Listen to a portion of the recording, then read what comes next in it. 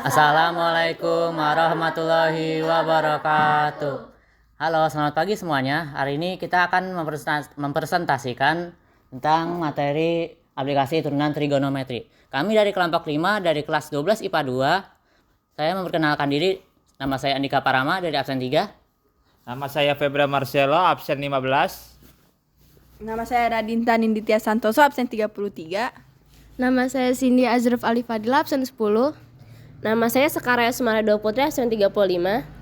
Saya Syifa Syamila, absen 36.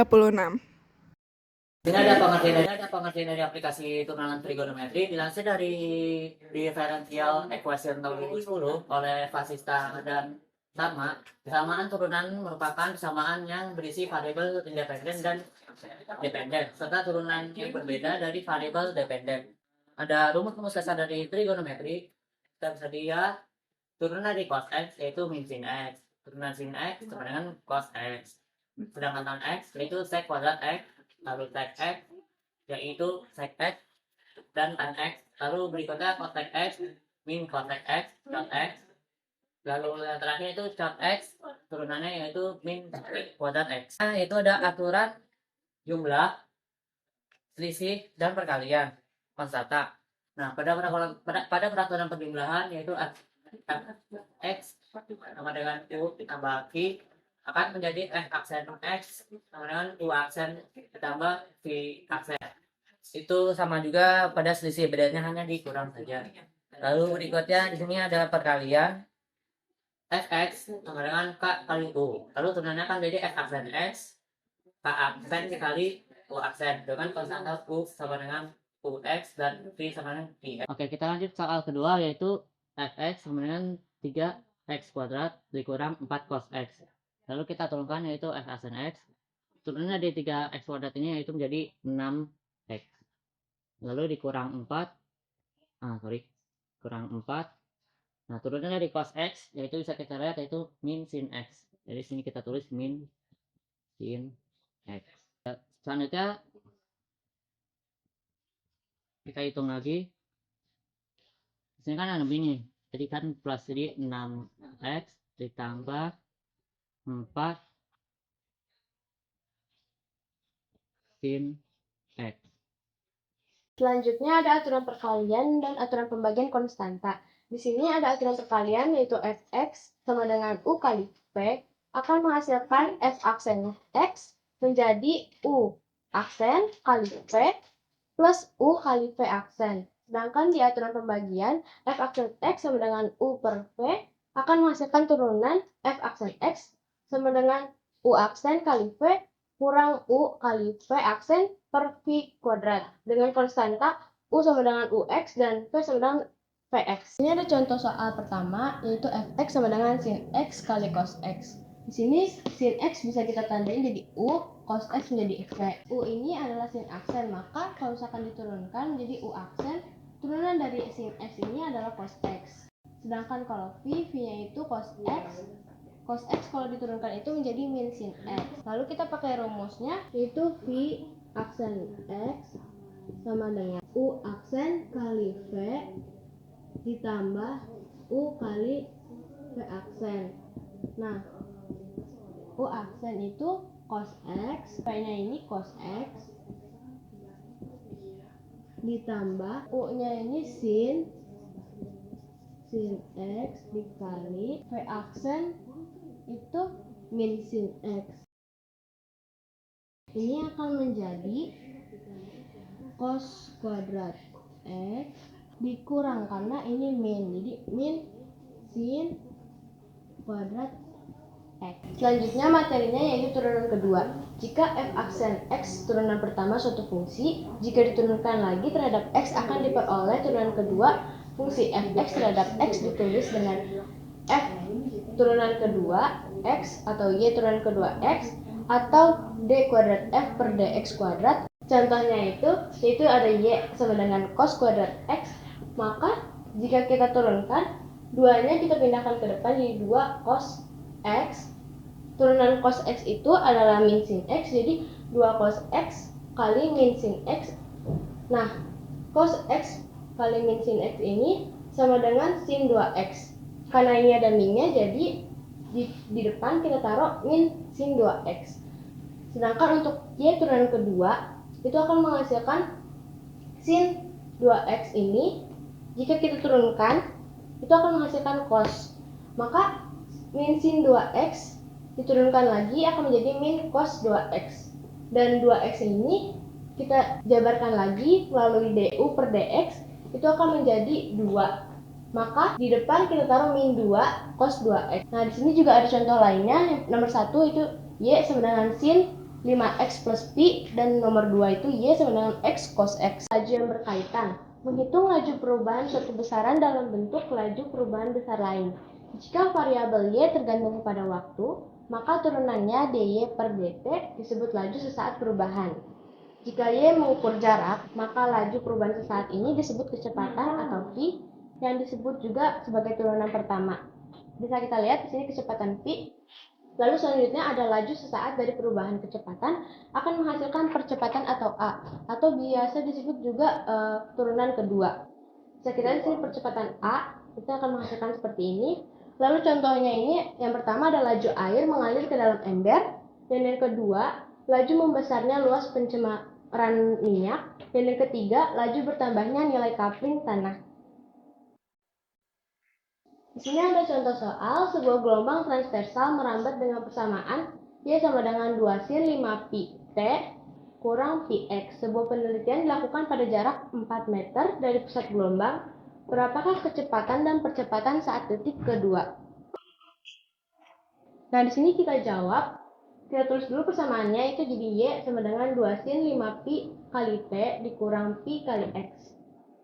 Karena v itu sama dengan turunan pertama, maka ini kita turunkan jadi 2 cos 5 pi kurang pi x. Nah, ini kita turunkan menjadi 5 pi, maka 5 pi nya kita pindahin ke depan langsung aja. Akan menghasilkan 10 pi cos 5 pi kali 2 dari waktunya yang tadi dikurang pi kali 4 dari jaraknya, itu akan menghasilkan 10 pi cos 10 pi kurang 4 pi, ini dikurang jadi 6 pi. Jika kita masukkan angkanya akan menghasilkan turunan pertama atau pi atau kecepatan itu 31,4 meter per second. Sedangkan untuk turunan kedua atau percepatan itu A-nya ini 5 pi kuadrat kali 10 pi min sin 5 pi kali t kurang pi kali x akan menghasilkan 5 kali 10 itu 50. Jadi 50 pi kuadrat min sin 5 pi kali 2 dari waktunya dikurang pi kali 4 dari jaraknya, itu akan menghasilkan 50 pi kuadrat min sin 10 pi kurang 4 pi. Ini sama seperti tadi dikurang jadi min sin 6 pi. Min sin 6 pi jika kita masukkan akan menjadi 0. Maka percepatannya itu menjadi A itu sama dengan 0 meter per second kuadrat. Selanjutnya ada gradien garis singgung suatu kurva. Sama halnya dengan fungsi aljabar, bahwa gradien garis singgung kurva atau M adalah turunan pertama. Bisa kita lihat di sini. Nah, selanjutnya ini ada persamaan garis singgung kurva, di mana rumusnya itu y kurang y1 sama dengan M dikali x kurang x1. Di sini ada titik nilai fungsi stasioner trigonometri. Nah, di sini ada nilai dan titik stasioner didapat jika f objek aksen sama dengan a itu 0. Jadi, maka titik dengan koordinat a fa disebut titik stasioner atau titik ekstrem. Sedangkan f atau disebut a juga adalah nilai stasioner atau nilai ekstrem. Di sini ada titik maksimum yang di mana f aksen x itu 0, f aksen x kurang dari 0. Ya, di sini ada titik minimumnya, f aksen x ini kurang dari 0, f aksen x lebih besar dari 0. Di sini ada titik belok. Keduanya ini f aksen x ini lebih besar daripada 0, atau juga f aksen ini lebih kecil dari 0. Nah, kita bisa lihat di sini ya, metode 2 dengan uji misal f aksen x ini sama dengan 0 untuk x itu sama dengan c ya. Di sini ada yang pertama, jika f aksen c itu lebih kecil daripada 0 atau negatif, maka nilai baliknya itu maksimal gitu. Nah, kalau yang kedua ini jika f aksen c itu lebih besar dari 0 atau disebut juga positif, maka nilai baliknya minimal. Yang satu itu ada soal ya, di mana diberikan fungsi y x2 tambah 2s, carilah persamaan garis lingkup kurva pada titik 1,3. Jadi fx ini sama dengan 2s plus 2, ya kan, z 2. F sama apa 1 itu 2 dikali 1 apa tambah 2 sama dengan 4 ya. Terus ini Y, F1 itu S-1 ditambah F1. Jadi F1 sama dengan 4 dan titik itu S sama dengan 1, yaitu sama dengan F1. Nah, kita setarakan itu jadi 1 pangkat 2 tambah 2 kali 1 itu sama dengan 3. Jadi Y4 S-1 sama dengan 3. Jadi persamaan titik 1,3 adalah Y sama dengan 4 X-1. Berikutnya ada selang kemonotonan fungsi. Selang kemonotonan suatu fungsi trigonometri terbagi menjadi dua, yaitu grafik fungsi naik dan grafik fungsi turun. Fungsi fx dikatakan naik jika f aksen x lebih dari 0 dan fungsi fx dikatakan turun jika f aksen x kurang dari 0. Diketahui dari grafiknya ini, f aksen x lebih dari 0 itu garisnya naik, sedangkan f aksen x kurang dari 0 grafiknya turun. Diketahui dari soalnya, x sama dengan 2 sin 2x pada interval 0 kurang dari x kurang dari pi. Jika fx sama dengan 2 sin 2x, kita turunin terlebih dahulu, jadinya f aksen x sama dengan 4 cos 2x. Berarti 4 cos 2x 4 cos 2x sama dengan 0, yang berarti nanti jadinya cos 2x sama dengan 0 karena 4-nya ini sudah terbagi oleh 0.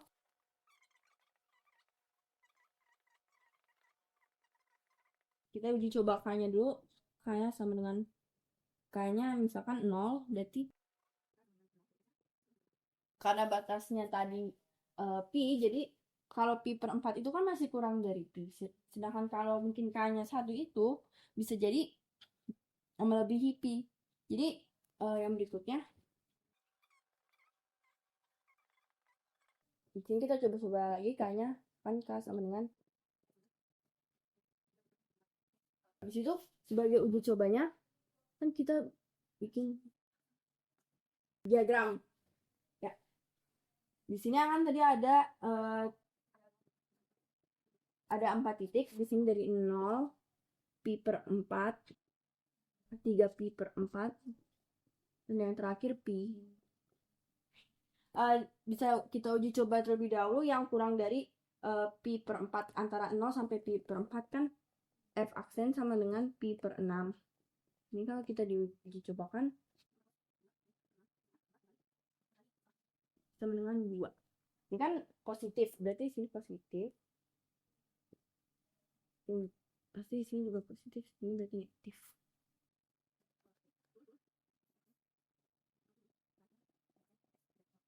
Pi per 4 kurang dari x kurang dari 3 pi per 4.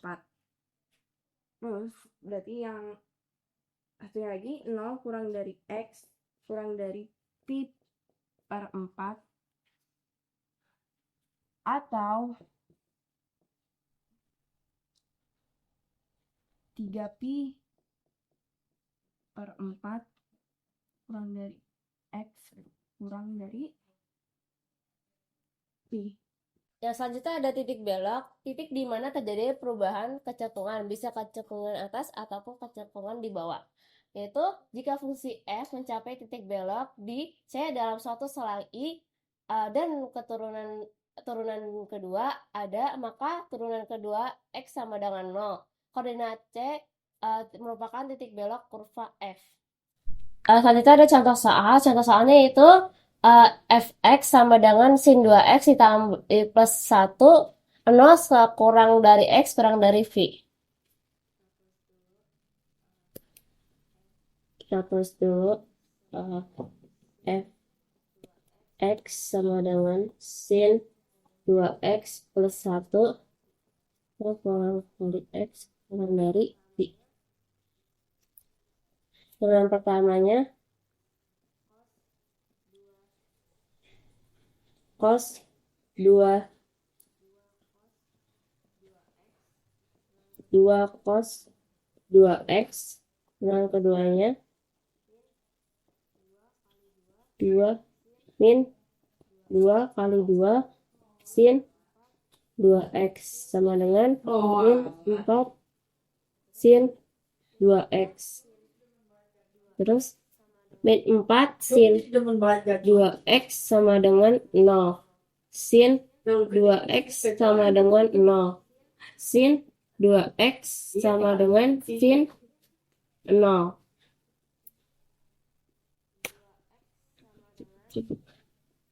2x sama dengan k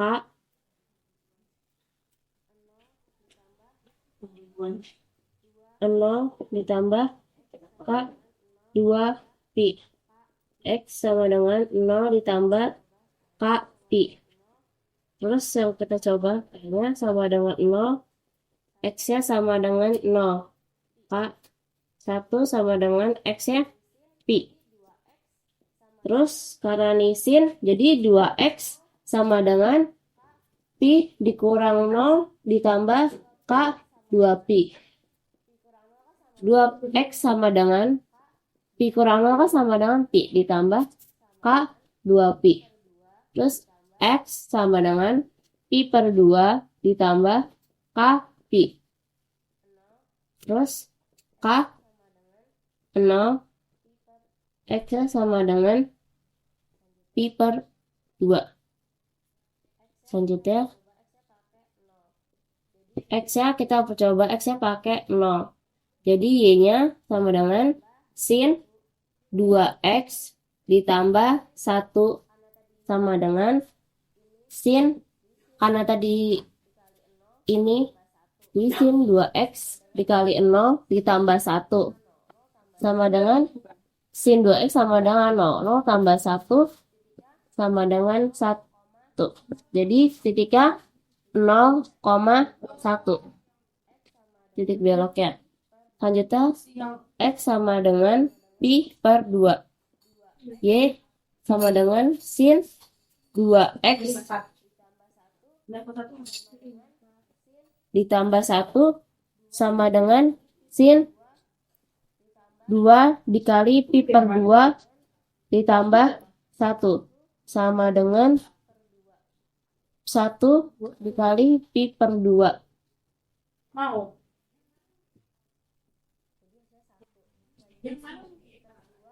Jadi hasilnya 1. Jadi titiknya pi per 2, 1. Ini titik beloknya.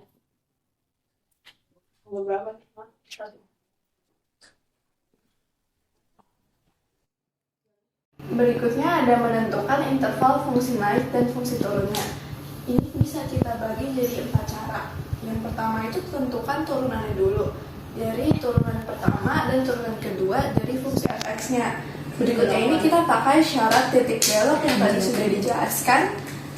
Itu menggunakan nilai x dari f turunan x disamakan dengan 0. Kemudian kita hitung nilai f(x)-nya dengan mensubstitusikan nilai x dari f turunan kedua x sama dengan 0 yang tadi di cara kedua ke persamaan f(x) di awal. Kemudian kita uji nilai fungsi f turunan kedua x dengan buat garis bilangan dan memberikan tanda positif maupun negatif. Ada contoh soal tentukan fungsi x cos kuadrat x dengan interval 0 derajat kurang dari x kurang dari 180 derajat. Itu cukup ke atas atau cukup ke bawah. Pertama-tama kan tadi sudah dijelaskan kalau itu ditentukan turunan pertamanya dulu f(x) yang 2 di sini, ini ke depan. Terus karena 2 kurang 1 itu 1, tidak perlu ditulis. Jadi 2 cos x, terus cos diturunkan jadi min sin x. Jadi 2 cos x dikali min sin x itu min sin 2x. Kemudian kita buat turunan keduanya dari turunan pertama ini. Jadinya min cos 2x dikali 2, hasilnya min 2 cos 2x. Kemudian kita buat uji dengan 0, jadinya min 2 cos 2x sama dengan 0. Terus cos 2x sama dengan 0 per min 2. Min 2 nya dari yang depan sini dibagi ke bawah, jadinya kan tetap 0. Jadi cos 2x sama dengan 0. Kemudian cos 0 itu kan cos 90 derajat. Karena sama-sama cos tidak perlu ditulis lagi, jadinya 2x sama dengan 90 derajat. Terus menggunakan rumus cos, yaitu ditambah K dikali 350 derajat. Nah, kalau fungsi cos ini di bagian nilai X-nya ada kurang atau lebih. Jadi dibagi 2, X sama dengan plus atau minus 45 derajat ditambah K dikali 180 derajat. Nah, bila X-nya itu plus, kita gunakan uji coba K sama dengan 0, X-nya hasilnya 45 derajat. Sedangkan bila K-nya 1, maka melebihi batas interval 180 derajat, jadinya tidak memenuhi. Sedangkan bila X itu minus dan K-nya 0, X-nya hasilnya jadi min 45 derajat, dimana tidak memenuhi interval. Jadinya kita gunakan uji coba K sama dengan 1, dan hasilnya akan menjadi 135 derajat. Kemudian kita buat diagram ini dengan interval X-nya batas 0 derajat dan 180 derajat, serta 2X yang tadi itu 45 derajat dan 135 derajat.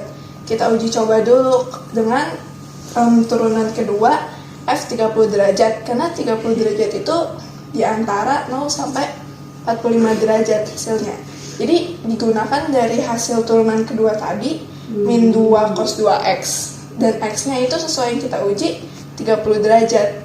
Jadi min 2 cos 2 dikali 30 derajat, kan 2 kali 30 derajat jadi 60 derajat. Nah, cos 60 derajat itu setengah, jadinya min 2 kali setengah sama dengan min 1. Kemudian kita uji coba dengan 60 derajat dengan cara yang sama. Jadinya 2 min 2 dikali cos 2 kali 60 derajat. Kalau cos 120 derajat itu min setengah, jadinya hasilnya min 2 dikali min setengah sama dengan 1. Jadi bagian dari 0 sampai 45 derajat itu minus, sedangkan pada bagian 45 derajat sampai 135 derajat itu plus, berdasarkan hasil nilai yang kita uji itu. Dan biasanya itu kan pada diagram urutannya berselang-seling, minus plus minus. Jadi kita bisa tahu kalau dari 135 derajat sampai 180 derajat itu minus juga. Jadi kesimpulannya fx turunan kedua yang lebih dari 0 itu cenderung ke atas atau positif, yaitu pada bagian interval 45 derajat kurang dari x kurang dari 135 derajat. Kemudian fx turunan kedua kurang dari 0 itu cenderung ke bawah atau minus. Jadinya 0 derajat kurang dari x kurang dari 45 derajat, atau 135 derajat kurang dari x kurang dari 180 derajat. Sekian dari kelompok kami, kurang lebihnya mohon maaf. Wassalamualaikum warahmatullahi wabarakatuh. Dadah.